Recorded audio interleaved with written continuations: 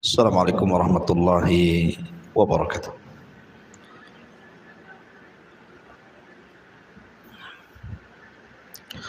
Alhamdulillah wassalatu wassalamu ala Rasulillah wa ala alihi wa sahbihi wa mawalah wa la hawla wa la quwata illa billahi wa ba'du. Baik, kita lanjutkan kajian kita, masih membahas kitab Arba'in Nawawi, dan kita masuk pada hadis ke-35 dari Abi Hurairah radhiyallahu anhu. An Abi Hurairah radhiyallahu anhu qala qala Rasulullah sallallahu alaihi wasallam la tahasadu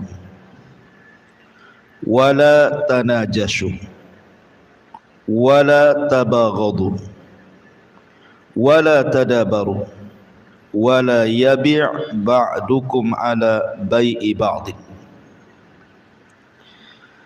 wa kunu ibadallahi ikhwana al muslimu akhul muslim la yadlimuhu wa la yakhdhuluhu wa la yakdhibuhu wa la yahqiruhu at-taqwa hahuna yushiru ila sadrihi thalatha marrat bihasbi imri'in minasy syarri an yahkira akhahul muslim kullul muslim 'alal muslimi haramun damuhu wa maluhu wa irduhu, rawahu Muslim. Dari Abi Hurairah radhiyallahu anhu, Abdurrahman ibn Sakhar, dia berkata, bersabda Nabi sallallahu alaihi wasallam, janganlah kalian saling hasad dan janganlah kalian saling menipu untuk meraih keuntungan, dan janganlah kalian saling membenci, jangan pula saling membelakangi, dan janganlah kalian sebagian kalian menjual di atas jualan saudaranya, dan jadilah hamba-hamba Allah yang bersaudara. Seorang muslim adalah saudaranya muslim yang lainnya, tidak boleh menzaliminya, tidak boleh menghinakannya, tidak boleh mendustakannya, tidak boleh merendahkannya. Karena takwa ini di sini maksudnya Rasul mengisyaratkan kepada dadanya 3 kali. Cukuplah seorang muslim dikatakan melakukan keburukan ketika dia meremehkan saudaranya muslim yang lainnya. Karena setiap muslim atas muslim yang lainnya haram darahnya, hartanya, dan juga kehormatannya. Hadis ini dikeluarkan Al-Imam Muslim. Taib.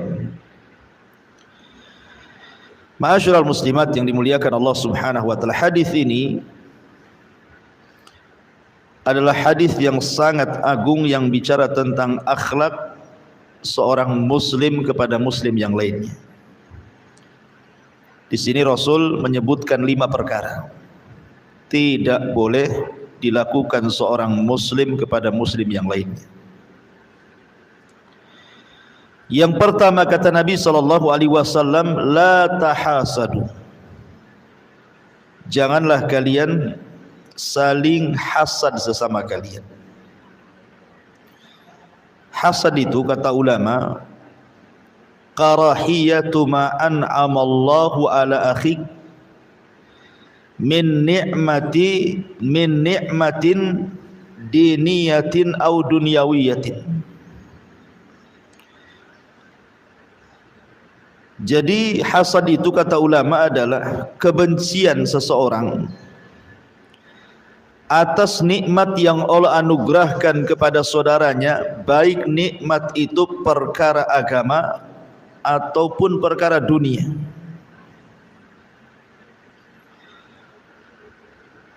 Artinya kalau seseorang benci dengan orang lain karena orang lain itu dilebihkan agamanya atau dilebihkan dunianya, kemudian dia menghendaki kenikmatan itu hilang dari saudaranya, atau bukan hanya sekedar hilang tapi berpindah kepadanya, maka itulah disebut hasad.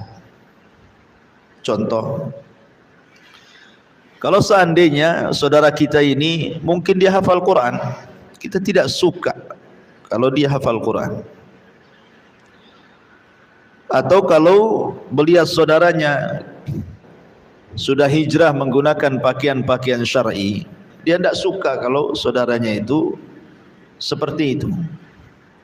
Maka ini disebut hasad dalam perkara agama.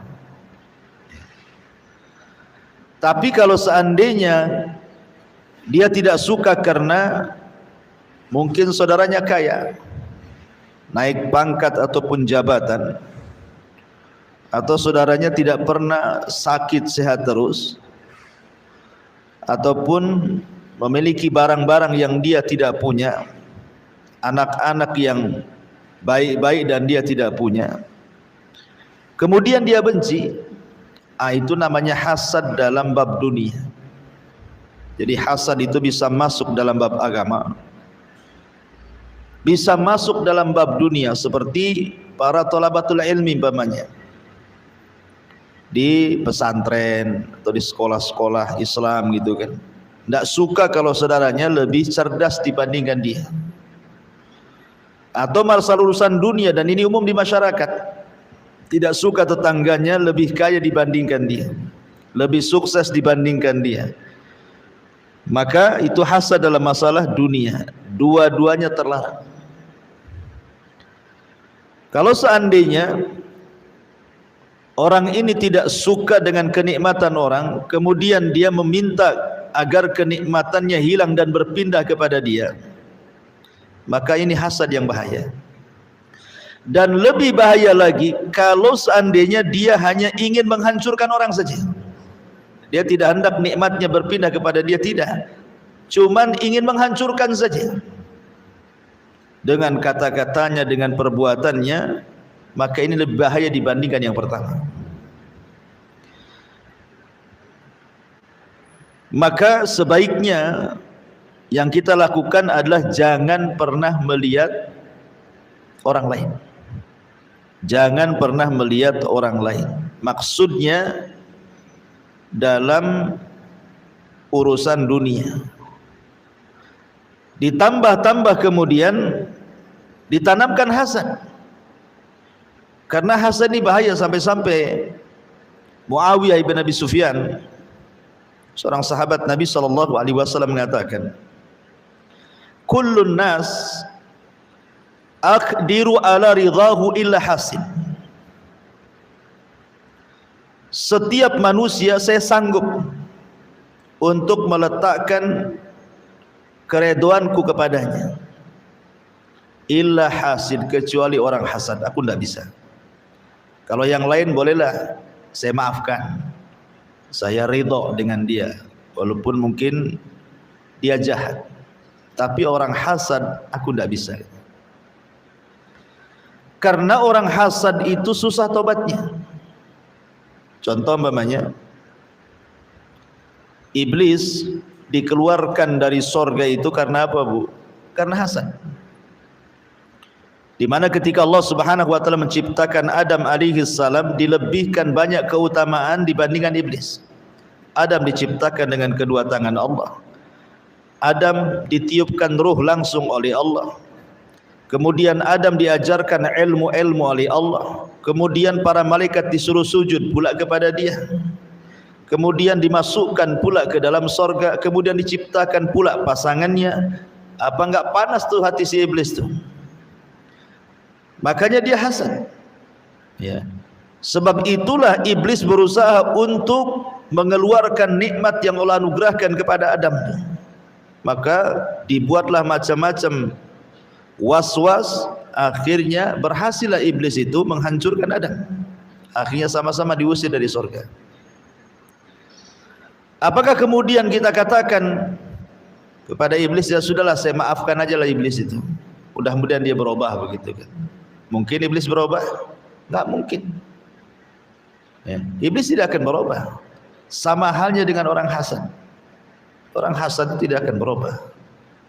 Makanya tidak perlu dipedulikan orang hasad itu. Makanya Muawiyah bin Abi Sufyan mengatakan, saya sanggup untuk mengikhlaskan kejahatan orang kecuali hasad. Orang hasad enggak mungkin saya maafkan. Kenapa Muawiyah ngomong begitu? Kenapa? Fa innahu la yurdihi illa zawala. Karena niatnya orang hasad itu cuma satu, macam mana menghancurkan orang itu saja. Dia enggak ada niat lain. Dengan berbagai macam cara dia menghancurkan orang itu, bagaimana caranya? Itulah niat dia. Makanya susah untuk tobat. Makanya Muawiyah sendiri susah untuk memaafkan orang hasad itu. Karena jelas gitu ya bahayanya hasad itu, sulit untuk tobat. Padahal sebagian ulama salaf mengatakan apa? Ma ra'aitu zaliman madluman. Aku tidak pernah melihat. Ma ra'aina zaliman madluman. Kami tidak pernah melihat, kata para ulama salaf, orang zalim tapi hakikatnya dia dizalimi. Dia sedang zalim tapi sebenarnya dia yang dizalimi. Itulah orang hasad. Orang hasad kan menzalimi orang karena apa? Ingin menghancurkan kenikmatan orang kan? Itu kan zalim. Tapi hakikatnya dia sedang menzalimi sendiri. Kenapa? Karena dia tersiksa hatinya. Orang hasad itu tidak pernah tenang hidupnya. Malamnya nggak bisa tidur, cari trik-trik, cara-cara bagaimana kemudian dia mengucapkan sesuatu atau melakukan sesuatu untuk menghancurkan orang. Sebenarnya dia sedang tersiksa itu. Makanya kata para ulama, kami tidak pernah melihat ada orang yang menzalimi padahal dia sedang dizalimi. Paham ibu ya maksudnya? Karena orang yang dizalimi, terkadang kan kita ini tidak tahu siapa yang hasad kepada kita. Ya kita biasa-biasa saja kan yang dihasadi itu. Kita bangun rumah ya bangun, beli mobil ya beli mobil kan, itu kan. Kita tidak tahu tetangga sebelah suka nggak suka. Artinya kita ini tenang-tenang saja. Yang nggak tenang siapa? Yang hasad. Dia sedang menzalimi kita, tapi dia pula yang tersiksa gitu maksudnya. Sementara kita yang dizalimi rasanya diam-diam saja, biasa-biasa saja. Nah, itulah makanya ulama mengatakan kepada orang hasad itu, kami tidak pernah melihat orang zalim padahal dia sedang dizalimi. Maksudnya menzalimi diri sendiri. Ya. Itulah bahayanya hasad. Makanya Nabi SAW sangat mewanti-wanti soal hasad ini. Nanti kita jabarkan, kita akan jelaskan dulu secara makna global dulu. Kemudian yang kedua, wala tanajashu. Janganlah kalian saling tanajus. Apa sih tanajus itu? At-tanajus adalah an yazida fi silah, ay fi thamaniha, fil munadati wa huwa la yuridu shira'aha wa innama yuridu naf'al ba'i awil idrari bil mushtari. Tanajus ini adalah seseorang menambah harga pada barang yang akan dijualnya, baik menguntungkan penjual atau menguntungkan pembeli dengan cara melakukan penipuan. Jadi ini tanajus ini lebih dalam bab jual beli, baik menguntungkan penjual, baik menguntungkan pembeli, tetapi keuntungannya diraih dengan cara menipu. Bahkan sebagian para ulama mengatakan orang yang melakukan tanajus itu ya'kulur riba wal khain. Dia sudah makan riba dan dia makan hasil khianat. Untuk lebih jelas saya contohkan. Umpamanya penipuan yang dilakukan oleh penjual. Sebelum dia menjual barang, dia kumpulkan dulu kawan-kawannya. Nanti kalau saya jual barang, pura-pura nawar. Kalau ada orang beli sama saya, kok pura-pura nawar dan pura-pura jangan kenal saya, padahal itu kawannya.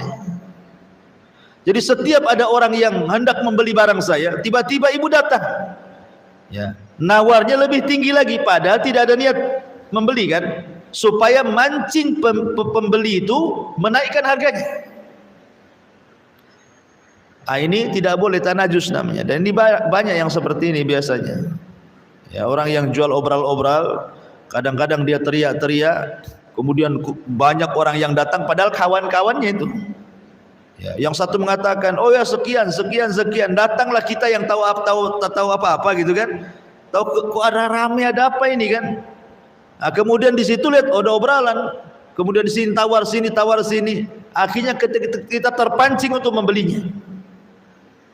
Terpaksalah kita beli, padahal harganya tidak seperti itu. Ini menguntungkan apa?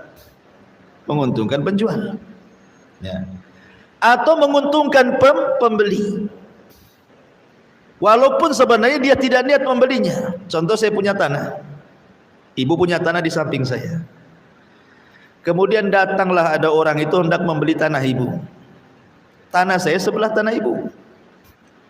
Anggaplah tanah ibu jual tanahnya 100 juta atau kapling itu. Ini sedang transaksi ini. Ya, gimana kalau tanahnya dijual 1 juta? Saya ini yang punya tanah sebelah, tiba-tiba datang ngompori, nggak boleh lah harga segitu itu. Ya. Sekarang ini tanah mahal, padahal sebenarnya yang punya tanah saja mau segitu 100 itu. Tapi saya kompor itu, kenapa? Karena niatnya dia ingin menaikkan tanah dia. Ya. Paham ya maksudnya? Sebab kalau tanah orang ini terjual, nanti tanah dia juga naik harganya, gitu maksudnya. Lah ini tak boleh masuk pada tanajus. Kalau ada orang transaksi tanah orang, nggak usah terlibat kita di situ kan itu. Nah, ini juga tanajus. Intinya tanajus ini, apapun kecurangan yang dilakukan penjual ataupun pembeli untuk menguntungkan sesuatu dengan cara penipuan, maka itu masuk dalam hadis wala tanajasu. Mau nipu dalam bentuk apa saja untuk mengambil keuntungan. Jual tasnya sih bukan tas brand asli gitu ya, dia bilang asli. Karena kalau sekarang nih jual beli online nih kan kita tidak tahu mana asli mana palsu, rupanya nipu dia pula kan. Atau umpamanya menjual sepeda motor second dan yang lainnya, dicat bagus-bagus padahal sudah rusak semuanya. Dia tidak menjelaskan kerusakannya, main jual saja hanya untuk mengambil keuntungan, dan begitu seterusnya. Ini yang kedua. Yang ketiga, wala tabaghadu. Janganlah kalian saling membenci sebagian kalian dengan sebagian yang lainnya. Ataupun jangan sampai mendatangkan kebencian kepada saudaranya. Maksudnya jangan sampai mendatangkan sebab-sebab atau wasilah-wasilah yang mendatangkan kebencian kepada saudaranya. Umpamanya ibu ini tetanggaan, ya. Kemudian naruh tong sampah di depan rumah. Kemudian adalah sampah-sampah yang bau. Ibu main lempar saja tidak dikreseki gitu ya. Kemudian baunya kena angin kemana-mana. Nah, itu kan sebab mendatangkan ketidaksukaan orang kan jadinya. Akhirnya tetangga tidak suka jadinya. Padahal kan ibu bisa baik-baik, taruhlah kresek, kemudian diikat biar baunya nggak keluar gitu kan, bisa saja. Tapi enggak, ini main lempar saja. Iya betul, tong sampah ibu diletakkan depan rumah ibu. Masalahnya baunya itu kan bukan dicium sama ibu saja. Kadang yang punya sampah pula tak mencium bau, yang tak punya sampah pula dia yang mabok kan itu. Lah ini mendatangkan sebab namanya. Atau langsung tidak ada sebab-sebab, ya. Ibu ikut campur masalah orang, jadi ibu tidak suka lah orang yang diikut campuri masalah orang itu. Emang ibu siapakah ikut campur masalah saya kan itu ya. Jadi tidak boleh mendatangkan sebab-sebab wasilah ataupun secara langsung kemudian mendatangkan hal-hal yang orang tidak suka dengan kita. Itu disebut tabaghud. Dan ini paling banyak di masyarakat, ya.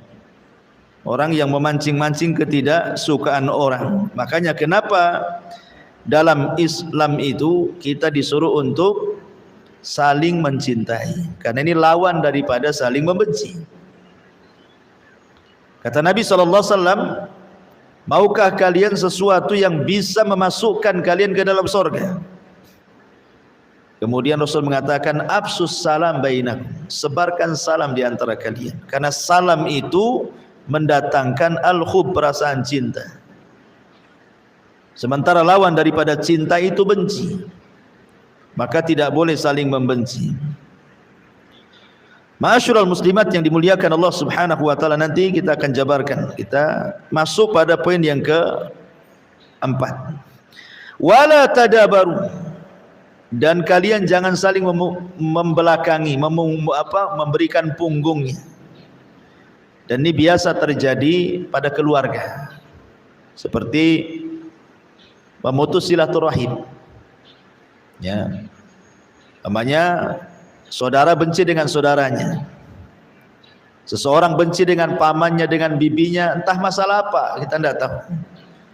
Tapi ketika kemudian sudah tidak suka, saling membelakangi, tidak mau nelpon, ya kan, tidak mau nyapa, kadang-kadang diblokir nomornya, itu sama juga tadabur tuh. Intinya nggak mau ketemu sebenarnya tadabur itu, karena tidak suka gitu ya. Ataupun mungkin dalam dunia yang lebih lebar lah, contohnya yang mudah lah, ibu lah, mungkin ada sesama pengurus pengajian tidak suka. Akhirnya gara-gara tidak suka dengan satu orang, tak mau pula hadir di pengajian. Kenapa tidak hadir di pengajian Ustaz Abu Meroh? Saya tidak benci dengan Abu Meroh, itu tuh ada si fulanah tuh di situ tuh. Ya, tidak suka saya nengoknya itu. Nengok dia mual aja katanya. Nah, itu kan. Nah, itu namanya tadabur tuh. Ya, dia tidak suka ketemu orang. Nah, ini bahaya juga. Kemudian juga karena tadabur ini sebenarnya sama dengan mu'adah, dia menanamkan permusuhan. Tadabur itu sama dengan menanamkan permusuhan. Kemudian yang nomor 5 yang terakhir, wala yabi ba'dukum ala bai'i ba'din, janganlah kalian menjual di atas jualan orang lain. Maksudnya seseorang apabila sudah sempurna akad jual beli, umpamanya saya jual ke ibu handphone harganya 1,5 juta, murah harga itu, dan sudah akad, malamnya sudah janji, mau 1,5, mau Pak Ustadz katanya, jangan lupa besok ya bawa barangnya, besok saya bawa uangnya, artinya kan sudah sepakat malamnya. Entah kenapa ada pula orang nawar, handphonenya bagus tuh, itu mahal di pasar itu. Iya saya sudah jual 1,5, jual aja ke saya 2 juta. Saya mau tuh handphone kayak gitu tuh. Mikir dia, alamak semalam sudah janji 1,5 sama orang. Kan itu. Ini ada yang nawar 2 juta. Mikir dia caranya, akhirnya datang dia ke ibu, kayaknya enggak bisa Bu katanya. Ada yang nawar 2 juta katanya. Kita batalin aja lah. Itu enggak boleh. Ya. Kalau sudah sempurna akad enggak boleh, kecuali belum sempurna. Pamannya malamnya ngomong mau 1,5, tengok besok lah. Itu kan belum ada akad tuh namanya. Ya. Tapi kalau sudah deal-dealan malamnya, maka ibu tidak boleh walaupun ada yang nawar lebih tinggi. Contoh di zaman Rasul, Nabi SAW itu sudah akad hendak membeli kuda dengan harga sekian, deal. Kemudian kata Nabi SAW, kalau begitu besok kau datangkan kudamu, saya akan siapkan uang. Ketika sudah jadi besok, tak datang-datang pula orang yang bawa kuda itu. Rupanya ketemulah di jalan, lah mana kudamu, katanya mau kau jual. Dia bilang enggak. Kenapa? Karena ada yang nawar kudanya lebih tinggi dibandingkan tawaran Nabi. Padahal sudah ada akad masalahnya kan dengan Nabi itu, bahwa kuda itu akan dijual besok dengan harga sekian dan barangnya siap didatangkan. Ketika sudah sampai waktunya, tak datang pula orang itu. Jadi ketika ketemu dia tanyalah, katamu kudamu mau dijual, saya sudah tunggu. Dia bilang enggak, mengingkari dia. Kata Rasul, sudah kita akad. Kata dia enggak, sampai berkali-kali. Datanglah seorang sahabat, kemudian mengatakan, aku siap jadi saksimu wahai Rasul. Ya, enggak salah Khuzaimah siapa itu nama sahabatnya. Kata Rasul, ngapain kau ikut-ikut jadi saksi? Loh, kau kan enggak ikut ketika aku transaksi. Kamu kan enggak hadir. Kamu saksi apa gitu maksudnya kan? Kamu tidak tahu aku transaksinya kapan. Kenapa kau datang-datang ingin jadi saksi? Kata sahabat ini, saya siap jadi saksi. Kenapa? Karena saya yakin engkau ini seorang nabi dan tidak mungkin berdusta. Ya, artinya yang punya kuda itu yang berdusta. Maka Rasul menjadikan orang yang mau jadi saksi karena hanya semata-mata nabi adalah seorang nabi dan dia tidak mungkin berdusta, Allah jadikan dia sama dengan 2 persaksian laki-laki. Syahidnya di sini apa? Ini Nabi sudah sempurna kan akadnya, tapi orang ini mungkir, mengingkari gara-gara apa? Ada penawaran yang lebih baik. Maka ibu, walaupun jual beli yang remeh-remeh tetap tak boleh. Kalau sudah sempurna akad, maka tidak bisa dibatalkan. Ya, dibatalkan tidak bisa dibatalkan. Maksudnya tidak bisa dibatalkan kalau hanya karena ada penawaran orang. Tapi kalau dibatalkannya tidak dijual gitu ya, umpamanya ibu sudah akad malam itu mau jual rumah, tapi pagi-paginya ibu temenung pula, ini jual rumah mau tinggal di mana, nanti jadi gelandangan pula tak ada rumah, tak jadilah akhirnya kan. Kalau itu lain, itu membatalkan bukan karena orang lain ya. Memang akhirnya terpikir, jadi dia minta maaf lah ke kawannya itu, maaf lah saya mikir-mikir nih kalau saya jual rumah masalah ini nanti. Itu lain, karena bukan karena ada penawaran orang, karena ada maslahat lain ya. Ini lain lagi hukumnya ya. Jadi hal-hal yang seperti ini, walaupun perkara-perkara remeh, tetap tidak boleh dilakukan seorang muslim. Kenapa? Di sini Allah Subhanahu Rasulullah SAW katakan, wa kunu ibadallah ikhwana. Karena kita ini hamba Allah, saling bersaudara. Karena 5 perkara ini penyebab retaknya persaudaraan. Hasad, kemudian tanajus, kemudian tabaghud, tadabur, dan juga bai' ba'dikum ala bai' ba'din. Ini 5 perkara ini yang menghancurkan ukhuwah Islamiyah. Kemudian Nabi SAW menguatkan lagi di sini tentang pentingnya persaudaraan ini. Al-muslimu akhul muslim. Ingat, seorang muslim itu saudaranya muslim yang lain. La yadlimuhu, tidak boleh menzalimi. Tidak boleh seorang muslim menzalimi orang lain. Sampai pun kezaliman dalam keluarga tidak boleh. Tidak boleh ibu zalim sama anak-anak. Dengan cara apa? Meletakkan sesuatu bukan pada tempatnya, atau memilah-milih anaknya dan menzalimi yang lainnya. Ya, karena di zaman Rasul ada yang seperti itu. Ada orang tua anaknya banyak, tapi yang disenangi itu mungkin 1 orang saja, karena mungkin dia cerdas, dia soleha, dia soleh apa gitu kan. Akhirnya asik dia saja yang dikasih hadiah, yang lain pula tidak. Mungkin niatnya baik, mengasih pelajaran anak-anak yang lain supaya niru yang dapat hadiah itu supaya baik gitu kan. Tapi ini tidak adil.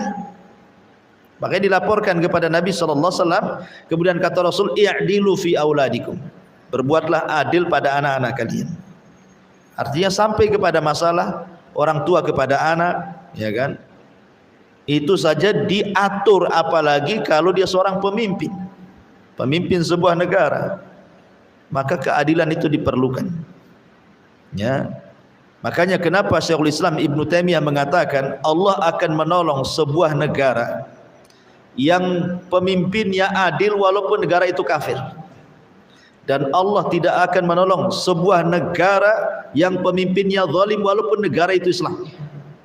Sampai Ibnu Taimiyah mengatakan seperti itu. Makanya Nabi SAW dia berbuat adil.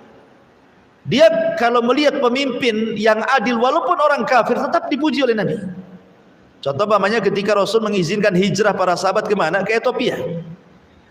Kata Nabi SAW, hijrahlah kalian ke Ethiopia, karena di sana ada seorang raja adil, tidak pernah zalim sama rakyatnya.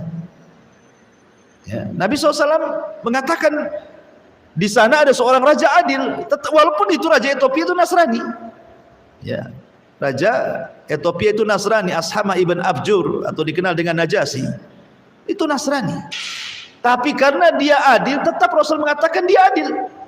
Itulah keadilan Nabi SAW. Jadi dalam Islam itu sangat dihajatkan keadilan dan sangat dibenci kezaliman. Sampai-sampai Nabi SAW mengatakan kepada Mu'adz saat diutus ke Yaman apa? Fattaqi da'watal madlum. Hati-hati doa orang yang kezalimi. Kan itu ya.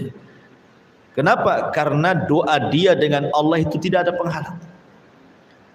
Sampai-sampai Imam Ibnul Qayyim mengatakan, walaupun yang dizalimi itu orang kafir, maka Allah akan bersama orang kafir itu. Bukan karena kekafirannya, tapi karena dia di samping orang yang dizalimi, Allah tidak suka dengan kezaliman. Ya, makanya di sini seorang muslim mengatakan dengan muslim yang la yadzlimu tidak boleh saling menzalimi. Wala yakhdhuluhu, tidak boleh juga kemudian merendahkannya. Yakhdul itu artinya kita tidak mau menolong saudara kita yang muslim. Sudah tahu nih orang saudara kita ini lagi susah dan kita bisa membantunya, dibiarin aja. Itu sama dengan merendahkan dia. Ya. Minimalnya kalau tidak bisa menolong secara materi, doalah. Kasih doa yang baik kan. Kalau memang kita tidak bisa bantu dia, masa doa saja tidak bisa? Doakan nggak bayar gitu ya. Hanya mendoakan saja, doa aja nggak mau, itu bakhil nih. Itu sama dengan merendahkannya, tidak boleh. Kemudian wala yakdzibuhu, tidak boleh kemudian memberikan kabar dusta. Maksudnya yakdzibuhu itu tidak boleh menyampaikan kabar dusta kepadanya, atau dalam riwayat yukadzibuhu, mendustainya. Jadi ibu bercerita, kabar itu kabar hoax, diceritakan pula sama kawannya, tahu hoax itu kan. Nah, kemudian wala yahqiruhu, ini yang paling bahaya. Jangan pernah meremehkan orang, karena meremehkan itu adalah alamatul kibri, tanda dari sombongnya orang. Ingat ketika Rasul bersabda tentang al-kibru, kata Nabi SAW, al-kibru batarul haqqi wa ghamdun nas. Sombong itu menolak kebenaran dan menganggap orang lain rendah. Dan Nabi SAW bersabda, al-kibriya'u ridai, sombong itu adalah pakaian. Faman naza'ani wahida minhuma qadaftuhu finnar. Kata Nabi SAW, barang siapa yang berusaha menyamaiku dalam hal ini, maka aku akan lempar orang itu ke neraka. Jadi sombong itu sifat Allah, jangan ada pada sifat manusia. Tidak boleh merendahkan orang itu. Makanya Rasul mengancam, la yadkhulul jannah man kana fi qalbihi mithqalu dzarratin min kibrin. Tidak akan masuk surga seseorang yang dalam hatinya penuh dengan kesombongan. Kemudian Nabi SAW menjelaskan kenapa kita tidak boleh sombong. Karena at-taqwa hahuna, takwa itu di sini, kata Rasul. Kenapa Rasul mengatakan setelah melarang tidak boleh sombong, kemudian Rasul mengatakan takwa di sini? Orang sombong itu, Bu, merasa dia lebih tinggi dibandingkan orang. Ya, orang sombong itu merasa lebih tinggi dia derajatnya dibandingkan orang lain. Sementara dalam Islam itu barometer orang itu di atas orang ada dengan takwa. Inna akramakum indallahi atqakum. Orang yang paling mulia di antara kalian itu adalah orang yang paling takwa. Itulah caranya Islam mengunggulkan satu orang dengan yang lainnya. Ya. Jadi kemuliaan seseorang itu bukan karena dia kaya, bukan karena dia pemimpin, bukan karena dia pejabat, bukan karena dia ganteng, cantik dan yang lainnya, tidak. Ya, tapi kemuliaan di sisi Allah itu hanyalah takwa. Sementara orang yang sombong itu merasa bahwa hartanya lebih tinggi dibandingkan harta orang kan. Merasa jabatannya lebih tinggi dibandingkan jabatan orang, sehingga dia kemudian merendahkan yang miskin, merendahkan bawahannya dan begitu seterusnya. Sementara dalam Islam lain pula cara mengangkat orang di atas orang lain. Karena siapapun bisa terangkat, ibu miskin, ibu bukan pejabat, ibu bukan menteri, bukan presiden, bukan siapa-siapa, orang biasa, tetapi bisa saja di mata Allah ibu lebih mulia dibandingkan presiden, ibu lebih mulia dibandingkan menteri, ibu lebih mulia dibandingkan orang kaya. Kenapa? Karena yang mengangkat derajat kita itu adalah takwa. Makanya disebutkan setelah kalimat wala yahkiru, jangan merendahkan. Kenapa? Karena takwa itu di sini. Ya. Takwa itu di mana? Di sini disyaratkan ke dada. Maknanya takwa itu yang tahu hanya Allah. Orang tidak bisa melihat ketakwaan orang. Karena Rasul mengatakan takwa di hati. Gimana caranya nengeng-nengeng hati orang? Sehingga takwa itu tidak bisa dilihat dari penampilan. Nampak bercadar, cadarnya pula banana. Nampak pula bajunya bagus. Takwa ni tidak bisa juga. Nampak ini auratnya sana sini nggak jelas ini kan itu, ya. Ini nggak takwa ini katanya. Kita tidak bisa menilai, ya, karena takwa itu urusan dia dengan Allah. Terkadang ada yang penampilannya menurut kita, penampilannya itu ini maksiat ini. Ya. Kemudian satu sisi ibu melihat ini penampilannya bagus, belum tentu yang bagus penampilannya lebih baik dibandingkan yang jelek penampilannya. Ada sebuah kaidah para ulama, as-sayyi'atu awrathat fi qalbihi khaufan ila Allah afdal minal hasanati awrathat fi qalbihi ujban wa kibran. Kalau orang melakukan kejahatan, maksiat umpamanya, tetapi ketika dia melakukan maksiat itu terbayang dalam hatinya perasaan takut kepada Allah. Aku tak tahu zina itu haram. Jadi ketika melakukannya itu was-was karena takut kepada Allah gitu ya. Ini lebih baik dibandingkan ibu nih haji, umroh, kenapa kan dohirnya bagus kan? Haji umroh kan bagus, ya. Atau bangun masjid, atau bangun madrasah, bangun pesantren, tetapi kebaikan yang ibu lakukan itu mewarisi dalam hatinya ujban wa kibran, melahirkan ujub, kebanggaan dan kesombongan. Lebih baik mana gitu ya? Ini orang ini maksiat tapi dalam hatinya penuh dengan rasa takut kepada Allah, was-was kalau melakukan maksiat. Yang satu pula zahirnya melakukan ibadah, ketaatan, tapi untuk riya, sombong, ujub gitu maksudnya ya. Maka yang pertama jauh lebih baik dibandingkan yang kedua. Makanya jangan pernah melihat penampilan orang. Ya. Takwa itu dalam hati. Nah, itu maksudnya di situ. Ya. At-taqwa hahuna. Ya tentu jangan kemudian diambil kaedah. Kemudian ya sudahlah saya copot jilbab, copot ini, copot ini, yang penting takut. Bukan begitu. Ini kan bicara tentang makom perbandingan orang. Jangan mudah menilai orang itu dengan serampangan gitu maksudnya. Boleh jadi mungkin yang zahirnya tidak seperti ibu, jilbabnya masih jilbab layangan, kalau kena angin ya terbang-terbang pokoknya kan. Ya. Tapi boleh jadi dalam hati sebenarnya ingin hijrah. Ya. Daripada ibu yang sudah bercadar udah mentang-mentang lebih suci dibandingkan orang, itu bahaya. Ya. Ini jangan sampai tertanam seperti itu. At-taqwa hahuna. Takwa itu di sini. Kemudian Nabi SAW mengisyaratkan ke dadanya 3 kali. Kemudian Nabi SAW menegaskan lagi. Menegaskan lagi maksudnya ingat kemuliaan orang itu bukan dari harta, bukan dari pangkat, bukan dari jabatan, bukan dari kegantengan, kecantikan dan begitu seterusnya. Bihasbi mri'im minasyarr, kata Rasul. Ingat, cukuplah orang itu dianggap jelek, berdosa. An yahkira akhakul muslim, ketika selalu merendahkan saudaranya dan mengangkat dirinya lebih tinggi dibandingkan saudaranya. Kemudian Rasul SAW mengingatkan ada batasan-batasan seorang muslim itu tidak boleh dirusak. Al muslimu alal muslim haramun damuhu wa maluhu wa irduh. Ingat, kata Rasul, seorang muslim dengan muslim yang lain itu ada perkara-perkara haram tidak boleh dilanggar. Pertama, jangan ditumpahkan darahnya. kecuali 3 perkara orang boleh menumpahkan darah itu: as-sayyibu zani, wan nafsu bin nafsi, wa tariku lidinihi, al-mufariqu lil jamaah, kata Rasul. Seorang pezina dan dia sudah menikah, atau dia membunuh, kisos dibunuh, atau dia murtad dari Islam. Selain itu tidak boleh ditumpahkan darahnya, ya. Kemudian wa malu, hartanya tidak boleh kita ghasab, apalagi kita mencurinya atau mengambil haknya dengan cara zalim, tidak boleh. Seperti yang terjadi di pengadilan-pengadilan itu.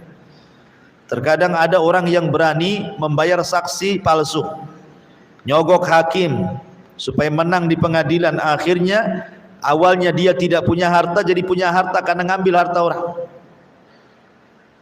Di sisi lain yang punya harta artinya hilang harta karena diambil orang. Maka tidak boleh, ya. Kita ini hanya boleh mengambil harta orang kalau dikasih dengan cara kerelaan. Selain itu tidak boleh.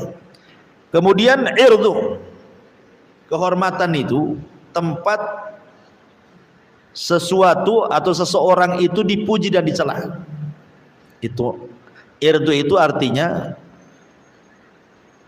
tempat di mana seseorang itu bisa dipuji, bisa dicela. Mungkin bahasa kitanya kehormatan. Maka tidak boleh seseorang kemudian merobek kehormatan orang lain. Tidak boleh. Dengan cara umpamanya menyingkap aibnya, akhirnya yang tadinya orang tidak tahu jadi tahu, yang tadinya orang memuji dia akhirnya mencela dia. Jadi irdu itu tempat orang memuji dan orang dicela. Tadinya orang ini tahunya dia orang baik-baik saja. Datang kawannya, rupanya itu kawan lamanya masa jahiliyah, cerita pula sama orang. Kok si Anu sekarang pakai cadar ya? Padahal dulu itu paling brengsek satu dunia. Orang tidak tahu, tahu-tahu jadi tahu. Oh, mana tahu? Nah, tengok aja itu, suruh copot baju tato semua itu isinya tuh, umpamanya kan. Nah, ini tidak boleh seperti itu. Allah sudah tutup aibnya, tolong kita juga tutup aib saudaranya. Ya, jangan sampai kemudian merobek kehormatannya.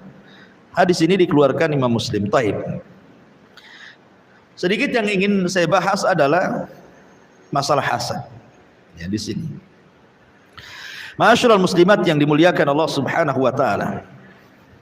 Bicara sedikit soal hasad. Hasad ini sebenarnya muncul karena seseorang itu tidak memiliki apa yang kita miliki. Kenapa ibu dihasadi orang? Kenapa ibu dihasadi orang? Karena ibu punya sesuatu yang orang itu tidak punya sama ibu.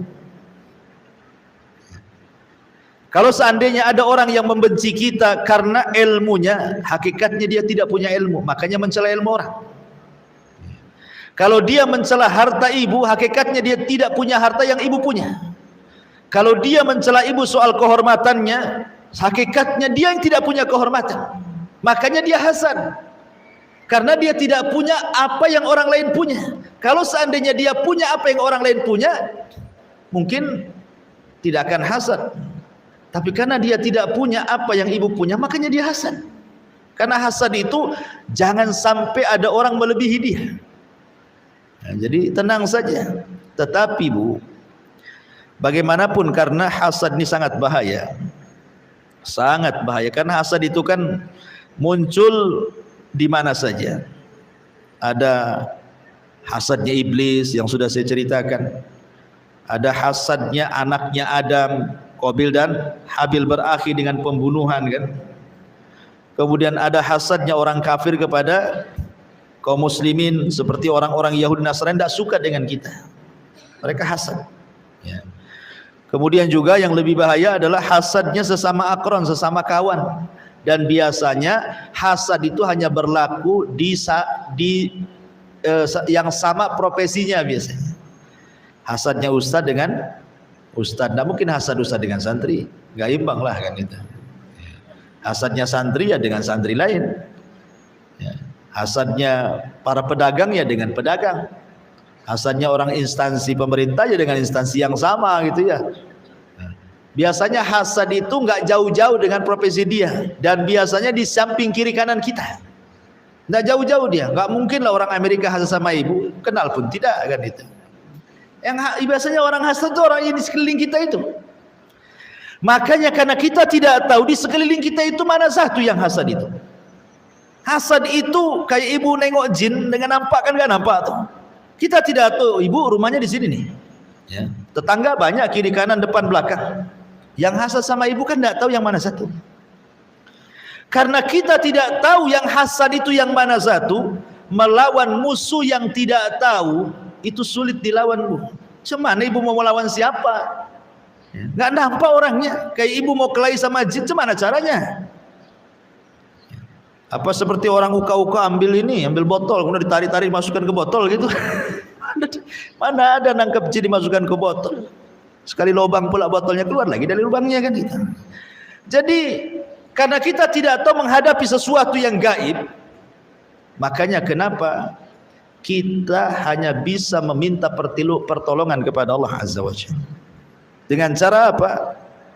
Katakan dua lafaz yang diucapkan para ulama. Apa itu lafadznya?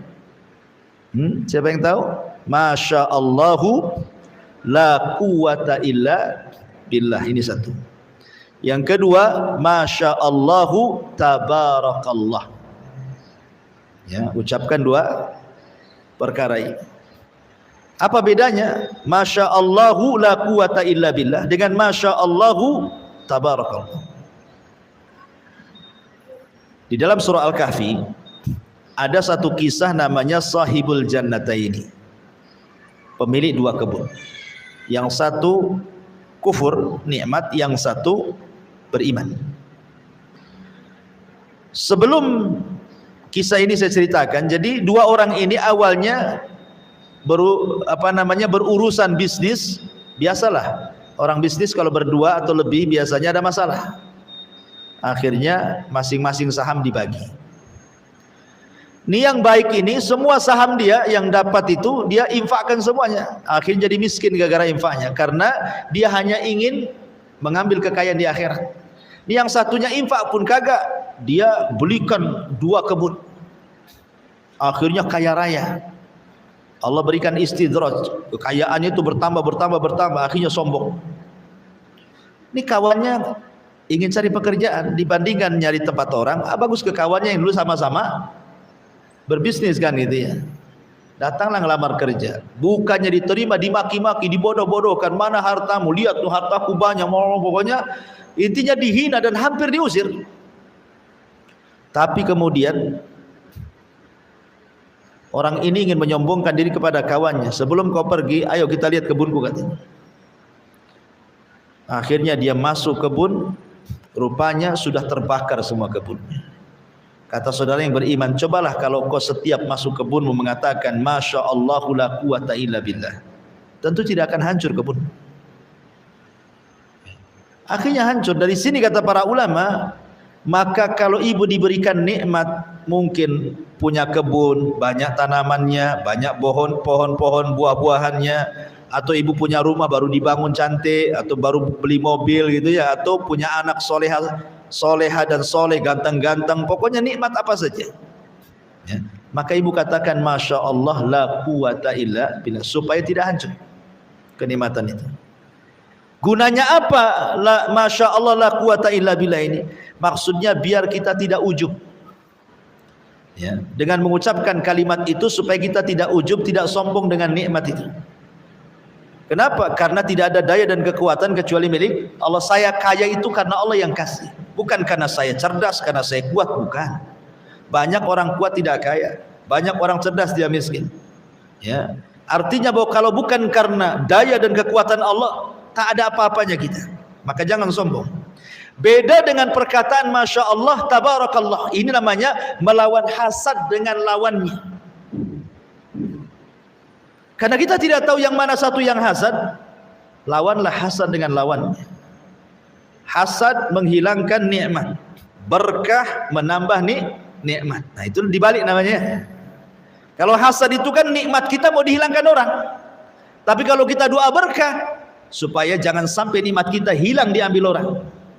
Makanya kalau lihat sesuatu yang merupakan nikmat yang Allah anugerahkan, ibu punya rumah, ibu punya kendaraan, punya kebun, punya suami, punya anak, punya apa-apa, pandang mereka, doa Masya Allah tabarakallah. Paham Bu ya? Itulah bedanya antara Masya Allah la quwata illa billah dan Masya Allah tabarakallah. Dua-duanya ibu ucapkan. Yang satu melawan hasad, artinya melawan orang. Yang satu melawan hawa nafsu, supaya jangan sombong, supaya jangan ujub. Dua-duanya penting, karena dua-duanya kalau dilanggar bisa hilang nikmat kita ya. Ini yang harus dipahami soal hasad. Kenapa demikian? Karena hasad itu ada erat kaitan dengan penyakit mata. Bukan penyakit mata maksudnya belean gitu, bukan. Itu bisa disembuhkan dengan install tuh. Maksudnya penyakit mata di sini adalah penyakit sihir yang keluar dari mata-mata jahat. Di mana mata-mata jahat itu keluar dari hasad sehingga banyak setan di matanya. Mata setan, ya. Mata jahat, dan itu bisa menghancurkan orang. Itu bagian daripada sihir. Kalau dia suka dengan barang orang, kemudian hasad, nanti barang yang dia suka dan tidak bisa dimiliki, hancur tuh barang tuh. Makanya penting, kalau apalagi Bu, kalau ibu buat undangan, entah acara walimah, acara akikah atau undangan makan gitu ya.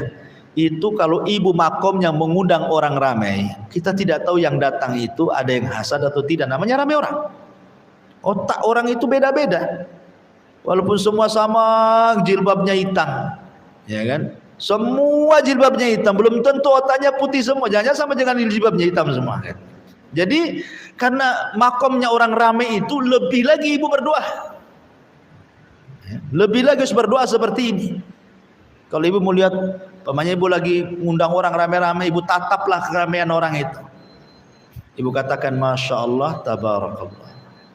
Supaya nanti ini dari semua orang yang ibu undang itu, mata-mata hasad itu tidak merusak nikmat. Ini kan nikmat, ibu lagi ngundang orang kan, nikmat nih ya.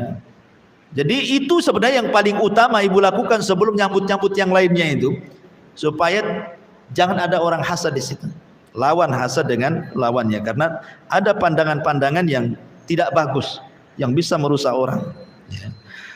Ma'asyiral muslimat yang dimuliakan Allah Azza wa Jalla. Adapun bahaya hasad ini, kenapa kita tidak boleh hasad ya? Hasad itu sebenarnya muncul karena ketidakpuasan dengan putusan Allah. Dia kurang puas dengan putusan Allah, makanya dia hasad. Makanya lawan hasad itu adalah qanaah. Dan qanaah itu artinya redha dengan pemberian Allah, mau sedikit mau banyak. Karena bagi orang yang qanaah itu, sedikit baik bagi dia, banyak baik bagi dia. Terkadang sedikit lebih berkah, jauh lebih baik dibandingkan banyak tak berkah. Jadi orang hasad itu hakikatnya dia menolak takdir Allah, itu intinya. Sehingga dia enggak terima dengan Allah. Kenapa aku gini kok orang begitu, gitu maksudnya. Makanya dia hasad, kenapa aku saja, kenapa orang enggak. Akhirnya dia mulai hasad sama orang. Ini dampak nih bahayanya hasad tuh, adamur ridha bi qada illahi azza wa jalla. Dia enggak ridha dengan putusan Allah. Kemudian yang kedua, dampak hasad itu sebenarnya karena ujub. Jangan sampai ada orang yang lebih dari dia, sehingga akhirnya dia hasad. Jangan sampai satu kampung ini ada yang lebih kaya daripada saya. Kalau ada orang yang lebih kaya daripada saya, dia akan cari isu-isu yang lainnya supaya hancur kekayaan orang. Hakikatnya muncul karena sombong, hasad itu. Kemudian juga yang ketiga, al-hiqdu wal adawatu wal baghdha. Akibat hasad ini munculnya dengki. Dari dengki musuhan. Dari musuhan dendam kesumat. Ini enggak lepas nih orang hasad di tiga perkara ini. Awalnya dengki, kemudian musuhan, akhirnya dendam. Cemana caranya membalas dendam, begitu maksudnya ya. Ini juga termasuk tiga perkara kenapa hasad itu dilarang. Ma'asyiral muslimat yang dimuliakan Allah Subhanahu wa taala. Kemudian tentang obat orang hasad tadi saya sudah jelaskan, doa Masya Allah, tabarakallah atau Masya Allah, la quwata illa billah. Kemudian juga banyak-banyaklah bertakwa kepada Allah. Kemudian bersabarlah. Jangan pernah memandang orang dalam urusan dunia terlalu tinggi. Kecuali dalam urusan agama, enggak apa-apa. Tetapi bukan dalam rangka hasad, dalam rangka ghibtah. Begini maksudnya, umpamanya ibu memandang kawannya dia rajin sholat 5 waktunya, ya. Jangan kemudian ibu katakan, ah masih mending lah saya pun sholat, yang sebelah itu tak sholat katanya. Jadi kawannya sholat 5 waktu, dia mengatakan masih mending saya sholat walaupun 1 hari 1 kali. Yang si fulana ini tak pernah sholat sama sekali. Nggak bisa ya. Dalam urusan agama harus tanafus. Tanafus itu artinya berlomba-lomba, lebih baik lagi di hadapan Allah. Tapi dalam urusan dunia, tanafus itu walaupun tidak ada hasad tetap tercela. Ya, artinya berlomba-lomba mengumpulkan harta walaupun tidak ada hasad, ya kan? Tapi berlomba-lomba saja, saya sana kaya, saya pun bisa kaya kok. Itu kan nggak ada hasad kan? Hanya ingin berlomba-lomba saja. Tetap tidak bisa, tidak elok lah, karena harta itu yang menjadikan orang biasanya melampaui batas. Seperti Qarun. Ya. Apalagi tanafusnya kemudian ditambah-tambah dengan hasad, maka itu bahaya. Makanya kenapa Rasul buat kaidah itu, ungduru ila man huwa asfala minkum wala yangduru ila man huwa fawqakum. Kata Rasul, jangan lihatlah orang yang di bawah kalian, jangan melihat orang di atas kalian. Itu kaidah kan, kaidah dari Nabi. Ibu saja bu, kalau negak ke atas kan pegal juga leher itu lama-lama. Nah, tapi kalau nunduk ke bawah kan tidak terlalu pegal gitu ya. Artinya kalau kita ini nengok ke atas capek lama-lama kan. Dari situlah akhirnya tulul amal. Kapan aku seperti dia? Kapan? Tapi dia tak punya sayap mau terbang, akhirnya panjang kali angan-angannya. Panjang angan-angan jadi penyakit jadinya. Jadi ini juga kenapa kemudian kita harus sabar, tidak boleh memandang orang. Sudahlah urus diri sendiri saja, ngapain pula pandang-pandang orang. Kemudian juga obatnya adalah tawakal kepada Allah. Karena Allah yang mengatakan waman yatawakkal 'ala Allah fahuwa hasbuh. Bertawakallah kepada Allah, maka Allah akan mencukupkan keinginan kita. Kemudian juga disebutkan di sini faragul qalbi minal ishtighal bihi wal fiqru fihi. Jangan hati ini disibukkan dengan memikirkan orang, tetapi pikirkanlah diri sendiri. Kemudian juga al-iqbalu 'ala Allah wal ikhlasu lahu. Ikhlaskan bahwa semua putusan Allah. Terkadang apa yang kita anggap jelek belum tentu jelek di hadapan Allah. Atau yang kita anggap baik belum tentu itu baik pula di hadapan Allah. Karena ada orang yang mengatakan kalau dia kaya akhirnya merasa Allah sayang dengan saya. Kenapa? Saya kaya terus. Ya, saya ini buka usaha bentang-bentang tikar, yang satu pula gulung-gulung tikar. Yang pemain seperti itu ya. Itu istidros, tidak bisa. Rizki masing-masing itu sudah Allah berikan. Si kaya ada rizkinya sendiri, si miskin pula ada rizkinya sendiri. Terkadang tidak mesti sama. Rizkinya itu tidak mesti sama. Mungkin si kaya memang diberikan rizki dari kekayaan, tapi si miskin diberikan rizki dari kesehatan, gitu maksudnya. Si kaya ini mampu beli semua makanan, tapi tidak ada yang dimakan. Balik lagi rebus telur, rebus bawang, rebus-rebusan semua yang dimakan. Gak enak dia makan. Si miskin semua dimakan. Undang aja ke undangan habis semua sama dia. Kaya dia, kaya kesehatan. Yang satu kaya harta tak pula punya kesehatan kan. Kadang Allah bagi-bagi rezeki itu dengan adil sebenarnya kalau dipikirkan itu. Tidak ada Allah zalimi. Karena Allah tahu kebutuhan kita dan Allah tahu maslahat kita.